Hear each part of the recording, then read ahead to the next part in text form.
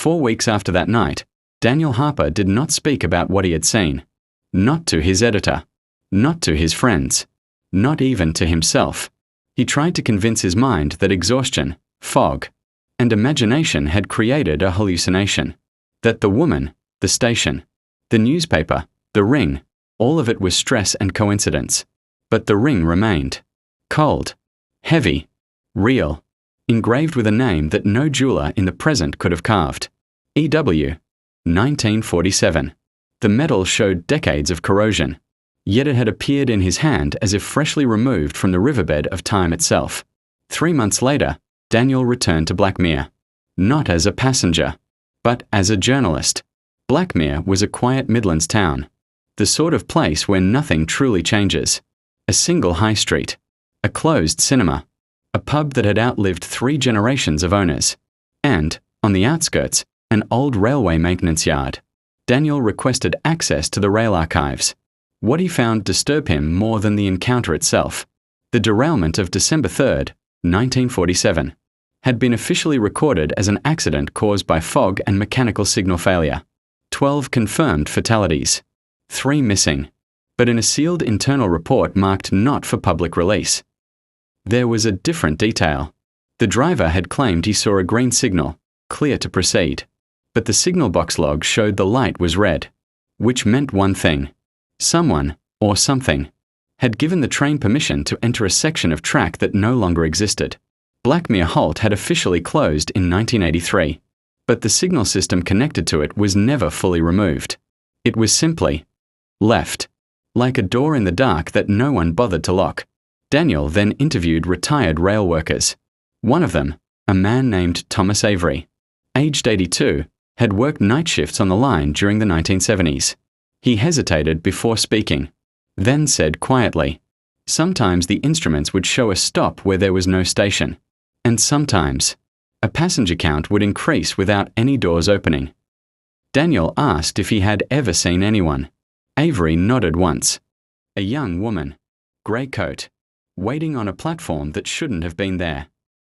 The same description, the same place, the same time, just after midnight, when fog rolled in thick enough to swallow the rails. CCTV footage from Daniel's own journey was requested. What it showed was worse than any ghost story. At 12:12 a.m., the train did slow. The doors unlocked, but no one was visible boarding. Yet one seat camera recorded something impossible. The empty seat opposite Daniel slowly depressed, as if someone had sat down. A cold distortion spread across the air. Then, for exactly 43 seconds, the thermal camera registered a human shape with no heat signature. When the lights flickered, the other passengers vanished from view, then reappeared when the temperature normalized. Daniel watched the footage in silence. He knew what it meant. The railway had not just carried commuters that night. It had carried memory. It had carried the unresolved. It had carried the dead. 5 years later, Daniel published his investigation under a different name.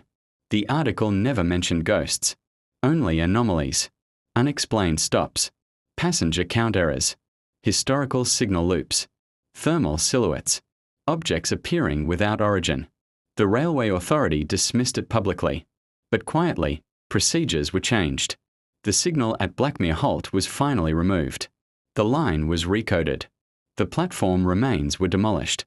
And since then, the last train no longer stops in the fog. But there is one final detail, one that Daniel never published. On the anniversary of the derailment, December 3rd, he returned to the Line 1 last time.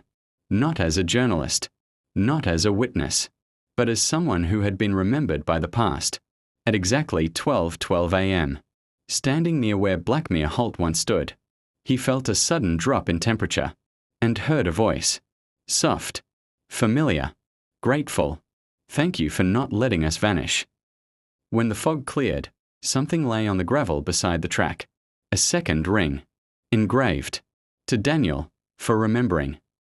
No date, no rust, just cold metal, warm with meaning.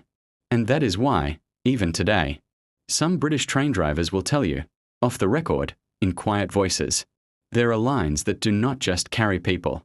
They carry moments. They carry tragedies. They carry souls that missed their stop.